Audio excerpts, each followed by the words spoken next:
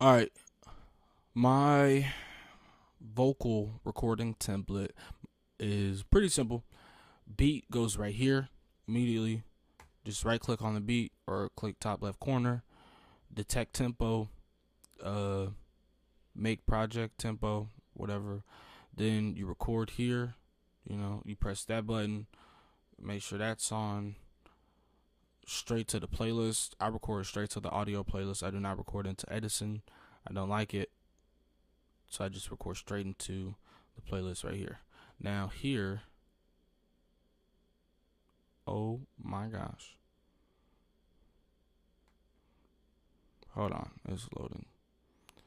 Very slow. Damn near, I think I might have froze.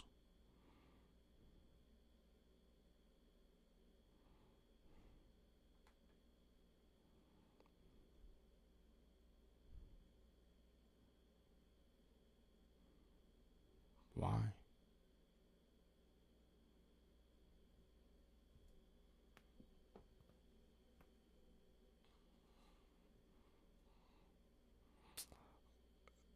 It's loading. I can see the stuff changing. I don't know why it's taking so long though. Damn. Man, I ain't gonna cap. This shit gotta hate me. So, master channel. Real simple. 5 things on it. 3 of them are turned off. They come turned off so that I can deal with that once I'm finished with the entire project and now I've moved on to trying to master my song. So out the gate, got a compressor. This compressor just cuts off a bunch of stuff, and I'm trying to push it up, trying to balance it out, all of that fun stuff. Then I got Soundgoodizer for some saturation and some thickening. Then I have Soft Clipper, which it's kind of like a limiter, just kind of pushes down all of the stuff. It does add some saturation to it, so that's really nice too. Especially for like the whole song, it kind of adds. All 3 of these kind of glue the entire project together, the beat and the vocals, which is the objective of the mastering process. Now for the EQ, I'm showing you this because it's actually important. Right here, I'm cutting out a little bit of the low end, just kind of making sure it's pushed down. It isn't getting too out of hand because when you play your songs at clubs and at bars and all of these places that got big speakers, if the low end is too out of whack, you won't be able to hear nothing else. It's not gonna be fun for nobody, especially the niggas that stand by the speakers, which I've been that nigga before, and I can tell you that. Listen, I make sure I try and pay attention to that low end specifically. But the same thing goes for the high end. Right here, it's cut out because, well, one, humans can't really hear past this point, so it's kind of pointless and it just takes up more space. But also, like I said, the high stuff, if you don't take care of it, the niggas that gotta listen to it is gonna hate you. And then the very last thing that touches the music before it hits your ears is this limiter.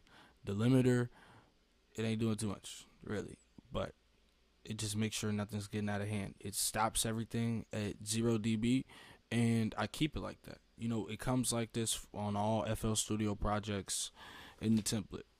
Sometimes I do change it from 0 down to -3 dB. Hold on, that was too much. But I change it. I do that if it was a loud song and I just want to push it down a little bit so the song ain't too loud overall. Because you're not really supposed to touch this. You're supposed to leave that where it is. But I don't really ever move the ceiling and that. I do my little magic out here. Now onto the buses. I'm going in reverse order. This is for the beat. Nothing. I don't do nothing to the beat because I do that when I make the beat. All I do, I take out 2.5 to 2.9K, try and make something shake there. Then over here, I try and take out, a little bit of side. That's a I think I did. I can't see these numbers, by the way. It's crazy. I try and take out about 300 right here.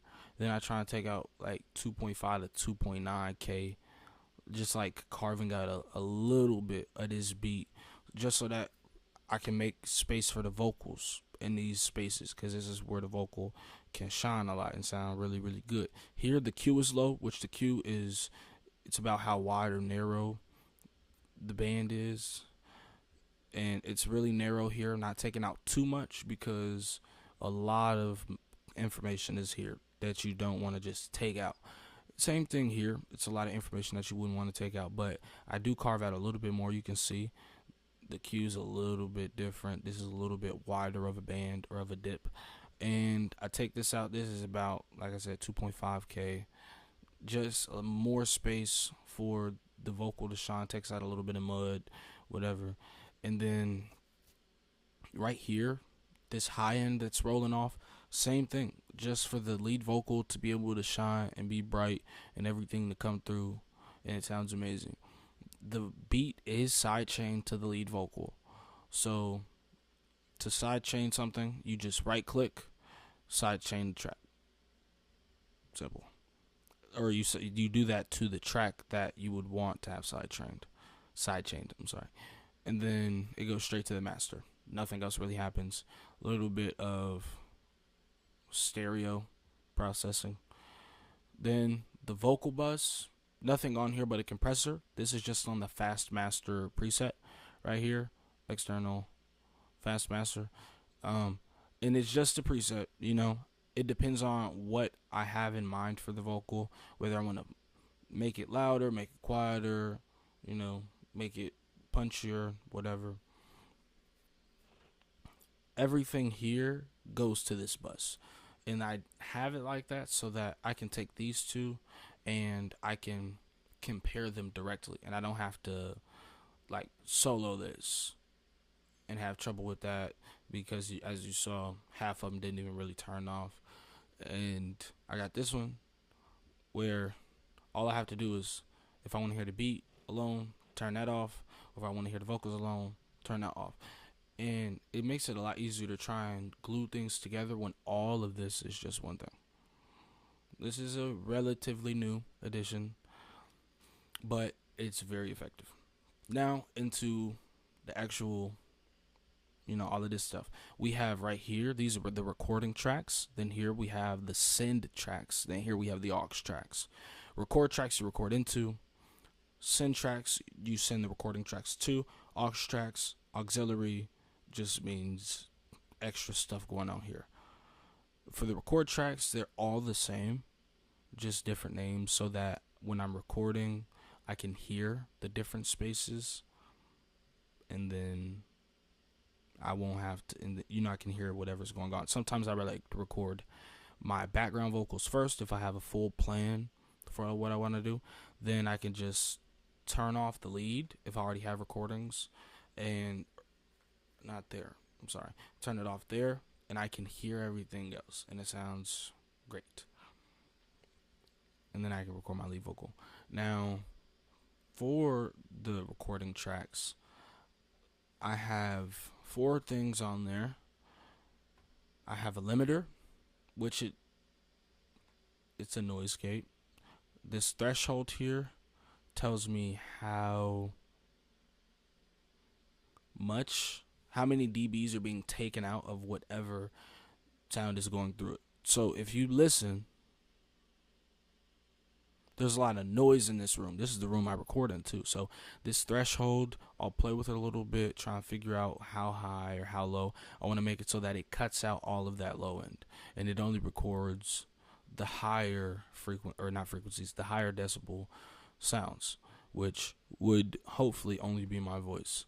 Then after that, we have this denoiser, which does the same thing, but it does a little more. You press that learn button right there, and then it captures all of the noise sound, and it takes those specific frequencies that are being hit and pushes them down while you're recording. And it does it while you're recording, which is really cool, so that you don't have to worry about it having to process that every single time, which is really great. And it froze again, so it'll be a second, but I'm gonna keep going anyway.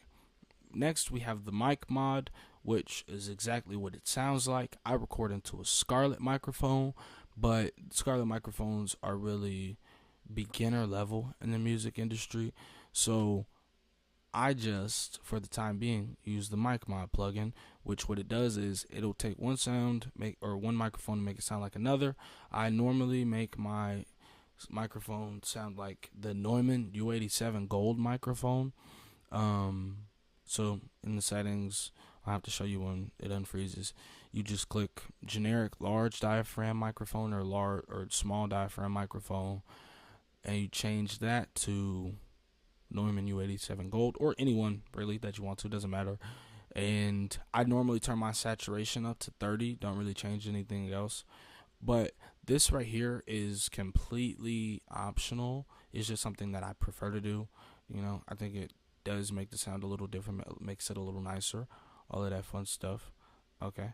Then the last thing on there is the auto tune, right? So it's set to alto, tenor, C, chromatic. I sing really low and I sing really high sometimes. So instead of trying to use soprano or low male, I just meet it in the middle.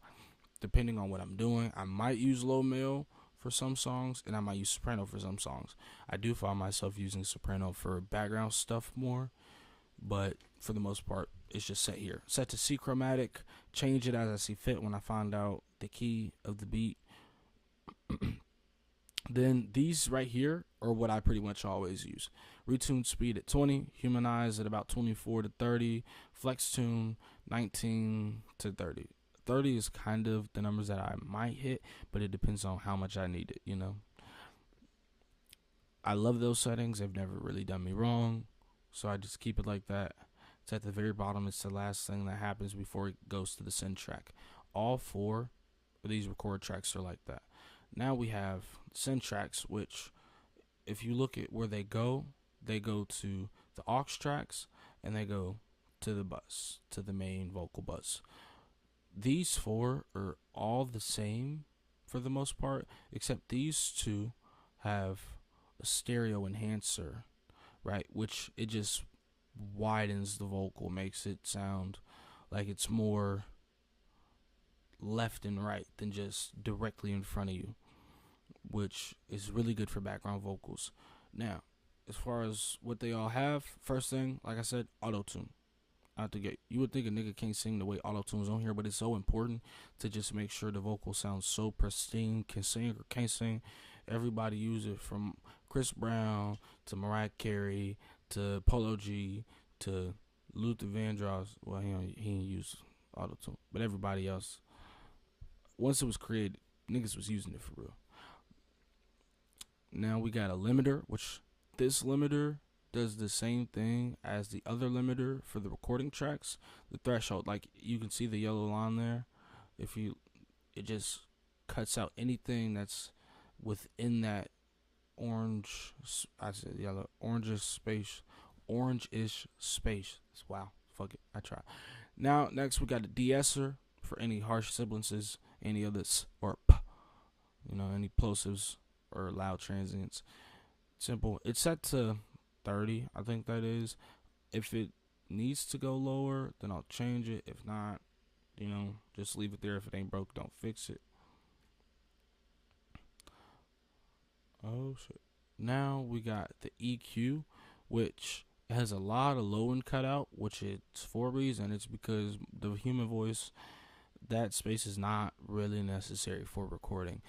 Now, I'll say, if you find that your vocal sounds a little thin or tinny, sounds like you're speaking into like a empty can, like an empty can of Chef Boyardee or some shit like that, then you probably need to bring this down a little bit. But for the most part, you just cut it out because you don't want too much of it. You want to leave that for like the 808 and the kick and shit like that. Then this first EQ, because there's 2 of them, the first EQ is for subtractive EQing, so that means I'm taking shit out. So if I listen to this section right here and I feel like, nah, that need to come down, maybe right here it's too boomy, it's too boom boom boom, then I'll take that out. Or if I find that right here it might be a little too boxy, a little too tinny, something like that, then I can take that out. and you don't use Qs this high. You want to turn your Q down, and you want this to be surgical. You want this to be a a bunch, or not a bunch, but you want this to be small moves. Meticulous small moves that you're making. So that's why you would want that to be down, down, down. Next, you got your compressor, right? So all of the things that you just took out, you want to make up for that, and you want to kind of push things up. So just a little bit, obviously, you just want to push it up. This is the default setting. I change that as I go. Depending on what I need, then I can add automation, so on and so forth. Then I move on to this next EQ, which is this additive EQ. Does the exact opposite of the last one. So the things that I took away, they're not a problem, but now I might want to add some things here, or maybe I want to add brightness here, which I do a lot. Or maybe I even want to add back a little bit of the things I took out after I compressed it. And for additive EQ, it's more of a big steps. Like you want to take out, or not take out, you want to add, you can add full dBs. Like doing something like this wouldn't be too crazy, whereas for subtractive EQ, taking all of that out, niggas would be like, okay, that was a bunch. You might want to calm down, right? Then for my lead vocal right here, it's mono, so it's a lot of merge, and it sits directly in the middle. So when you're listening to it, it sounds like whatever I'm rapping or singing, it's directly in front of you. And then these three right here are panned to the side, so those are the niggas standing on side of whoever in front of you, and they doing their shit. All of these go to their respective delays and reverbs. I have one just for lead vocals. This is the lead vocal reverb. This is the lead vocal back or delay.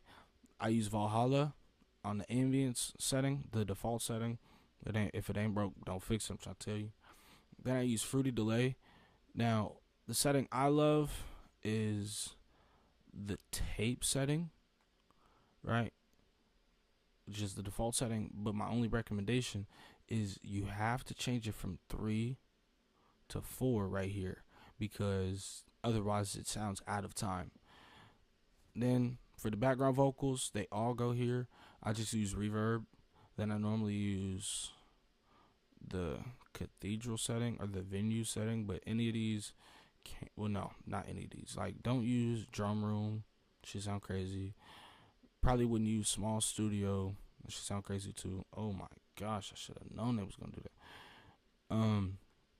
This one, Valhalla Delay, lo-fi, pass default. I actually do not remember doing that, but I've literally never had a problem with it, so it's fine with me. If you recognize, these right here are turned down all the way. I turn them up as I go and as I see fit, which sometimes is not at all. Like, plenty of times I found myself leaving these completely down, having no reverb on the song, no delay on the song, which sounds crazy, but sometimes it just isn't necessary, or it sounds better without it. Also, these are off. I don't know if I said that already, but these are off because I make sure that I'm consciously deciding, hey, let's turn this on. Because like I said, these are baked in to whatever you record. So if I record a vocal, but the limiter was too high and too much got cut out, I have to redo that entire vocal.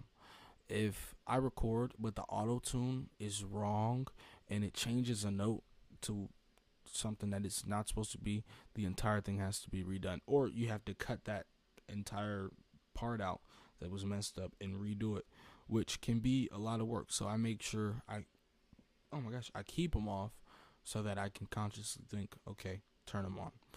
But other than that, there's nothing that comes as part of my template. I just change it as I see fit. So that's all. All right. Let me know what you think. I'm about to send it to you.